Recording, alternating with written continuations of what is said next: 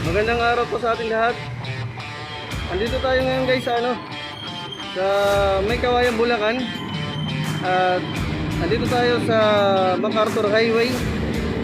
Nakaharap tayo papuntang Maynila, mga kababayan. So ngayon ay February 4, 2022 na po, araw ng Friday.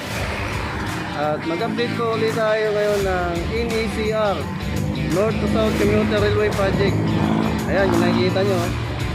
So, yan na po yung progress guys ng Lancer girder at ang nalatag niya mga segmental girder box. So, ayan.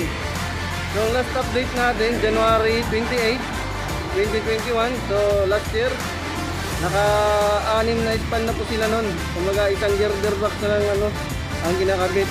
So, ngayon ay February 4.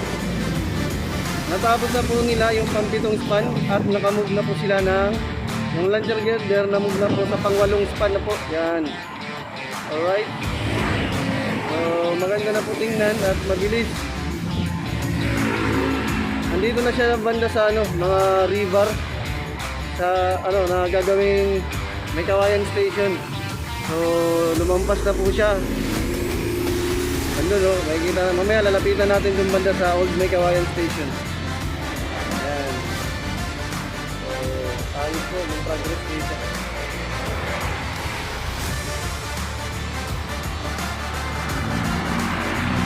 Ang kagandahan nito guys ay ang dipo niya, andito lang pagawaan ng mga segmental girder box.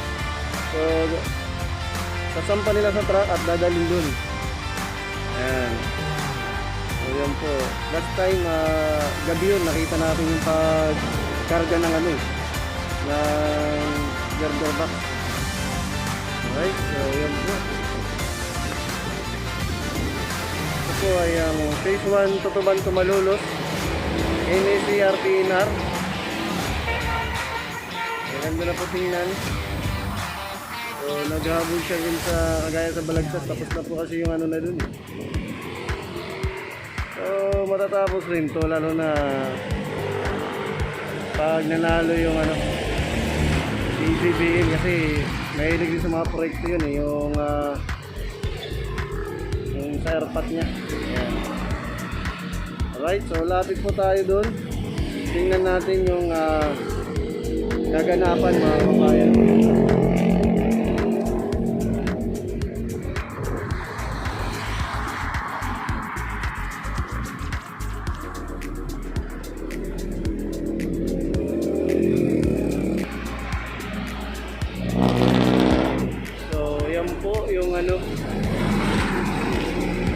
Yung status ngayon ng girder, Lancer girder. So dito kasi may mga hukay dyan hindi natin makita kung paano din sila mag-install ng dito. Maganda kasi pag may tayo drone. Saka lang pag makabili tayo, nakikita natin ginagawa sa ilalim. So kasi ang sistema niya may mga butas kasi dyan ang style, paano kaya yung pag-install nila ng segmental girder box. So ito pala girder, harap na to ng eskwelahan ng ayan eskwelahan ng St. Mary's College of May Kawayan. Ayan po. So ito po yung eskwelahan tapat na siya.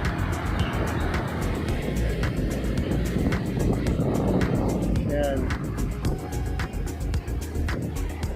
So dun, okay na, natapos na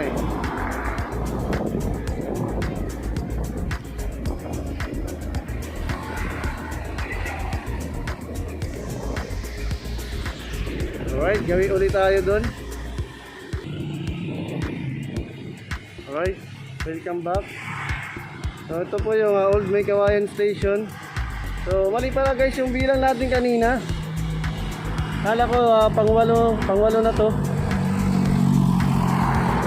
Binilang ko pang-7 lang pala yan. Ito pala ibig sabihin katapos lang nila yung pang-6 na to. Ayan So dito yung start ng mga poste niya, mga river. So kasi tatabihan yung Old May Kawayan Station. Ayan. So nasa pampitong span pa pala siya dito.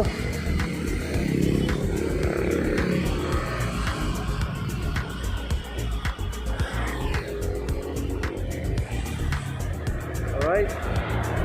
So binilang natin 1, 2, 3, 4, 5, 6. So pampito nga. Pampito yung launcher girder.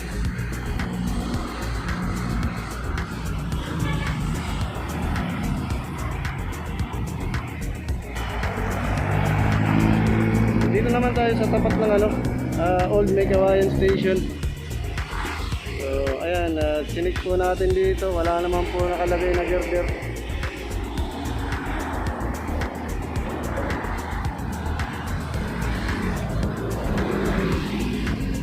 Baka yung style nito bubuhatin ng bubuhatin ng crane, yung girder, tapos dadalhin dun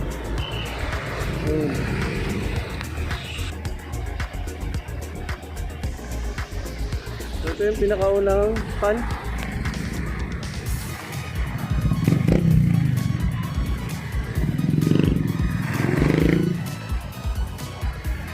Alright, so yan po yung update natin dito sa May Kawayan, Bulacan. At pupunta naman po natin yung Valenzuela Station. Alright, samahan nyo lang po ako guys. Alright, so papasok na tayo dito sa Valenzuela. Ayan po, may checkpoint dito. Alright guys, andito na tayo ngayon sa Valenzuela Station NECR. Ayan, puntahan po natin yung launcher girder.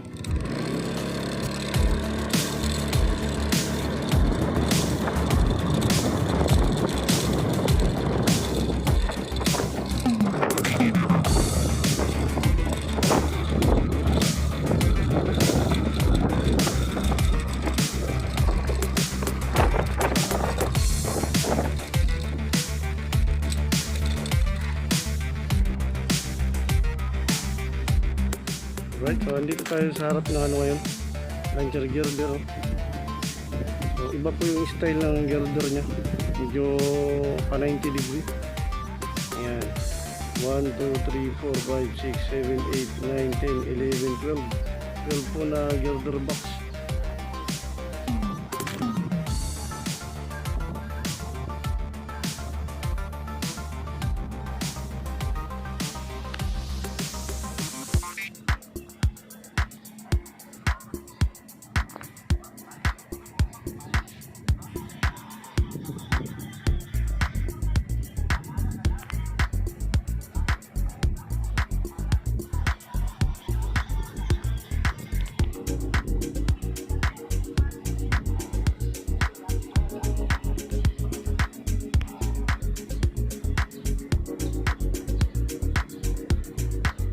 So ayun po yung train guys.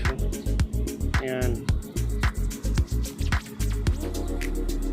So yan na po yung progress dito sa Valenzuela Station.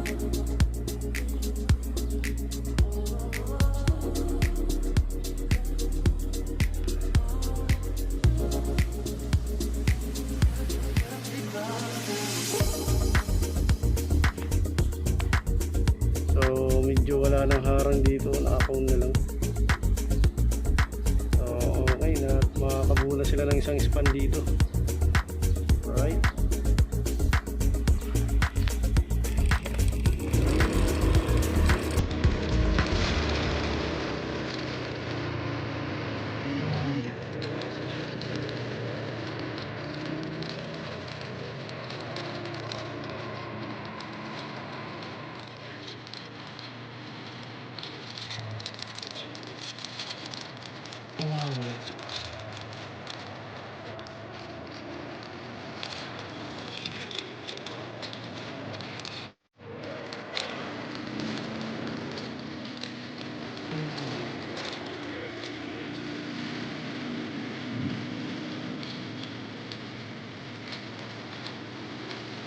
Alright, so yan po yung latest update natin dito sa Valenzuela Station, mga kabayan.